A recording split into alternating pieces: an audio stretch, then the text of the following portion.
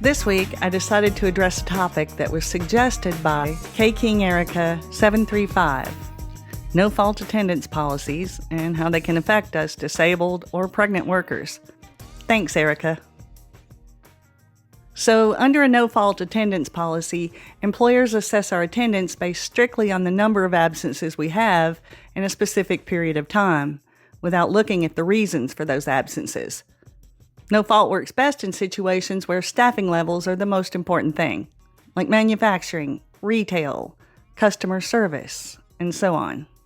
It doesn't work as well in situations where maintaining a particular skill set or talent pool is the most important thing, like R&D, new startups, creative positions in general, and other situations where special qualifications are required to do the work.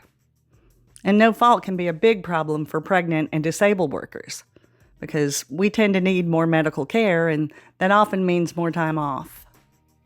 A lot of employers seem to think that because a no-fault policy treats every absence and every employee the same way, that makes it fair, so they don't have to reasonably accommodate us. The whole point of reasonable accommodation is that sometimes applying the same standards to us that they apply to other workers can actually be a big disadvantage for us. Here's an unlikely, but I think very clear example of that. Let's say that I'm in a wheelchair, and my office is on the top floor of a building. One morning, the elevators are broken, and I can't take the stairs like everyone else, so I can't get to work. Under no fault, if it's my first absence in a while, no problem, we'll see you tomorrow. But what if the elevators are broken like 3 days in a row, and my employer's policy says that I can only miss 2 days in a 90-day period? I still can't take the stairs, so I'm fired. Is that fair? Now, most employers would know better than to do that to an employee in a wheelchair, hopefully. But for those of us with less obvious limitations, well, in the description, I'll link to some of these real-life examples that sound pretty crazy, but still happened. Sometimes employers don't think about the fact that our rights are given to us by law, and they can't take those rights away just because policy. Now, of course, our employers don't have to give us extra time off if they can show it's an undue hardship for them. Not a mere inconvenience, but an actual hardship. And they can't just claim it's an undue hardship, they have to show it.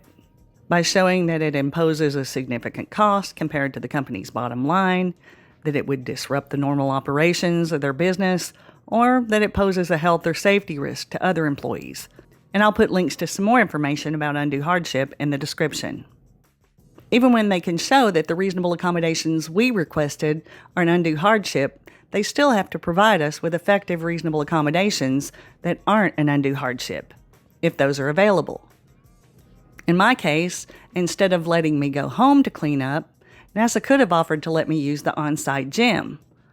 They didn't, but if they had, I wouldn't have had a case for failure to accommodate.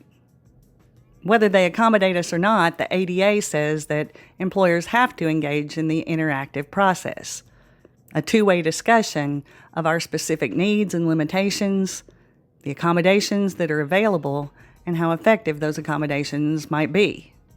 The Pregnancy Discrimination Act doesn't require employers to engage in the interactive process per se, but it does require them to engage in a process of communication. That's a very close parallel. And if our employers don't talk to us about this stuff at all, that alone can be considered a failure to accommodate. The law says they have to provide us with effective reasonable accommodations, and the only way they can know that is by talking to us about it. If you're disabled or pregnant and you're working under a no-fault attendance policy, the best advice I can give you is to be proactive. Spend some time familiarizing yourself with your employer's policies. What are the attendance requirements? The possible penalties? What are your due process rights? That'll tell you what's expected of you. Then, take a realistic look at whether you can meet those expectations. Are you going to need more time off than the policy allows? If you see a potential problem, you may want to go ahead and disclose your disability or pregnancy right away and request reasonable accommodation. Do it as soon as you know there's a problem, because you definitely don't want to be doing it later in the middle of a crisis. But disclosing isn't always the right move for everybody, so think through your own situation very carefully, and if you have any reservations, please talk to a good employment attorney first. And once you've decided to disclose and request reasonable accommodation, be sure that you document everything about the interactive process, from your initial request all the way through. And while you're documenting what's happening, go ahead and email yourself copies of your employer's policies on timekeeping, attendance, and reasonable accommodation, so you can still get to that information in case they fire you. If the process goes south and you end up at EEOC, you're going to need that documentation to help you prove your allegations.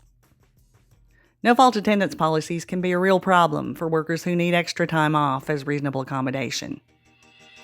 Being proactive and working out reasonable accommodations before we need them can help mitigate attendance issues before they become insurmountable problems, so we can get the accommodations we need and keep working.